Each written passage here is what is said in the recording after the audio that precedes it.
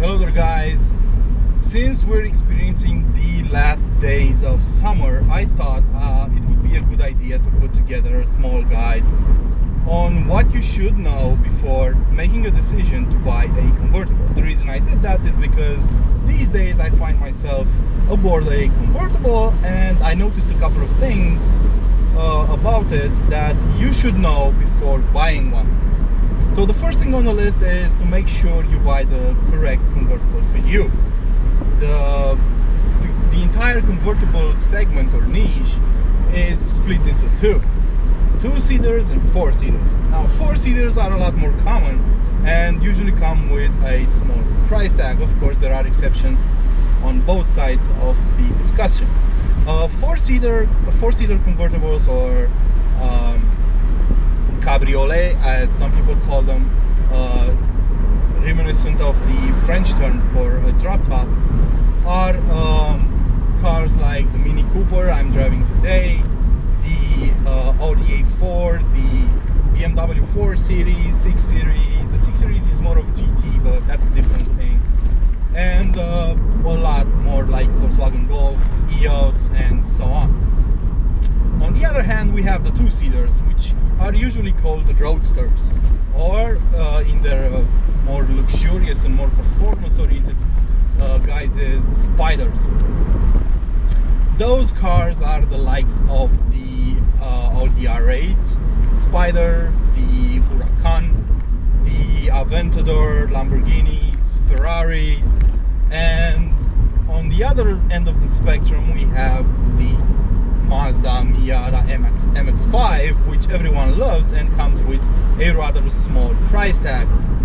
Now, once you decide which car is for you, you'd also want to know when to buy this car. Well, a convertible is cheapest in the winter months when people don't really drive them and start seeing that they are a waste of time, because of course you can drive a convertible in winter time, but most people buy them for their open top pleasures. So that said, the best time to buy a convertible would be winter time, because a lot of people are putting them up for sale, the demand is quite low and prices are kept in check as well. The worst time to buy a convertible would be end of spring overall, and summer. So now you know the differences between them and when to buy one. But what else should you know? Well, first of all convertibles are heavier than their hardtop counterparts. The reason for that is because the roof folding mechanism takes up a lot of space and usually is heavy. The mechanism is even heavier if you're interested in buying a hardtop. Now, since we arrived at this topic, the convertibles are also split into two main categories: hardtops and softtops. Hardtops are cars with a metal roof. Now, while that may sound enticing for winter months when you might decide to use that car, it really isn't the one I would go for. The reason for that is because they are considerably heavier, and the differences in noise insulation and heat insulation are not all that big to justify the added weight. Furthermore, they tend to be more expensive and more expensive to run, because you have all those extra mechanisms to fold the roof, which might need maintenance every once in a while. So my choice would be a car with a textile or a soft roof. The reason for that is because recently, I mean in the most recent years, the materials used have been improved drastically, and the differences, as I said, are a lot smaller these days. On top of that, any soft top would be a lot easier than a metal folding roof. Furthermore, it takes up a lot less room in the boot and so on. So I would definitely recommend the soft top, but the main argument here would be because soft tops don't squeak as much as hard tops later down in the car's life. hardtops tend to start squeaking and start making all kinds of different annoying noises over the years, while softtops really don't have any component that would necessarily start squeaking. Since this is a textile material, it will not squeak. So I told you to buy a convertible in the wintertime with a soft top.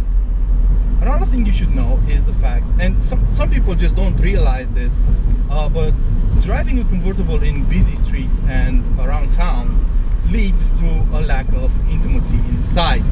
Now, as I said, a lot of people don't realize that, but when you're driving with your top open around the city, everyone can look inside your car, listen to the same music you listen to, and who knows, maybe even throw something inside it. So you need to be prepared for that kind of intimacy with people around you in traffic.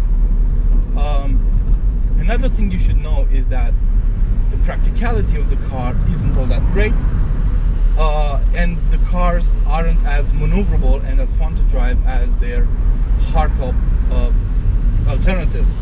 The reason for that is when you remove the roof of a car, you affect its rigid and structural rigidity, which means it will flex a lot more in vents, even though manufacturers these days do their hardest to increase the rigidity of a car throughout its body. But that only adds more weight and it really doesn't make a huge difference. Now, last but not least, you should also know that depending on where you live, you may not be able to enjoy this car to its full potential all the time. Where I live in Europe, summers are really hot and you can't really drive a convertible during a hot summer day because you will simply boil. You have to wear a hat all the time, and you have to be careful not to get sunburned and other sun associated diseases. So basically you only get to enjoy a convertible during late springs, early autumns, and during summer days in the morning and in the evening when the heat dies down. Even with the AC turned on, it doesn't really make a huge difference when you have your top down. Furthermore, if you get a car without ventilated seats, it's gonna be taking a toll on your buttocks and your back. You will be sweating bullets. So overall, I hope all these tips help you make an informed decision when you decide to buy or look into owning a convertible. I hope it's useful for you guys, and if you have any more questions, I am more than willing to answer them. Until next time, don't forget to like, share, and maybe subscribe to my channel if you like what you see.